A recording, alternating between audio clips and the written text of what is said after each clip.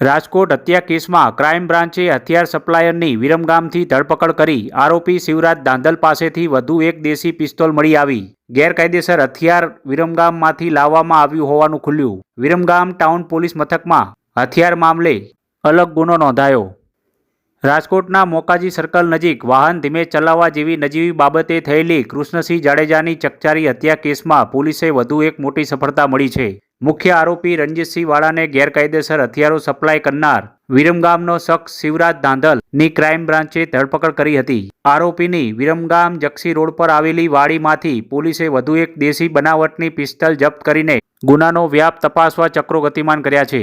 Remand દરમિયાન મુખ્ય આરોપીએ સત્ય સ્વીકાર્યું હતું। રાજકોટ શહેરના એસીબી ક્રાઇમ બ્રાન્ચ ભરત બસિયાના જણાવ્યા અનુસાર મોકાજી સર્કલ હત્યા કેસમાં મુખ્ય આરોપી રણજીતસિંહ વાળાની રિમાન્ડ દરમિયાન ક્રાઇમ બ્રાન્ચે આકરી પૂછપરછ કરી હતી। પૂછપરછમાં રણજીતસિંહે કબૂલાત કરી હતી કે હત્યામાં ઉપયોગમાં લેવાયેલું હથિયાર તેની પાસેથી મળી આવેલું અને અન્ય એક ગેરકાયદેસર હથિયાર અને જીવતા કારતીસ તેમને વિરમગામ ખાતે રહેતા શિવરાજભાઈ નાજભાઈ દાંધલ પાસેથી ખરીદ્યા હતા। આ ચોંકાવનારી કબૂલાતના આધારે રાજકોટ ક્રાઇમ બ્રાન્ચ એક વિશેષ ટીમ તાત્કાલિક વિરમગામ દોડી ગઈ હતી અને હથિયાર સપ્લાય કરનાર આરોપી શિવરાજ દાંધલ ઉંમર વર્ષ 42 ને ઝડપી પાડવામાં આવ્યો હતો। આ મામલે વિરમગામ ટાઉન પોલીસ મથકમાં શિવરાજ વિરુદ્ધ આર્મ એક્ટ હેઠળ અલગ ગુનો દાખલ કરવામાં આવ્યો છે, જે મામલે વિરમગામ ટાઉન પોલીસે વધુ તપાસ હાથ ધરી છે।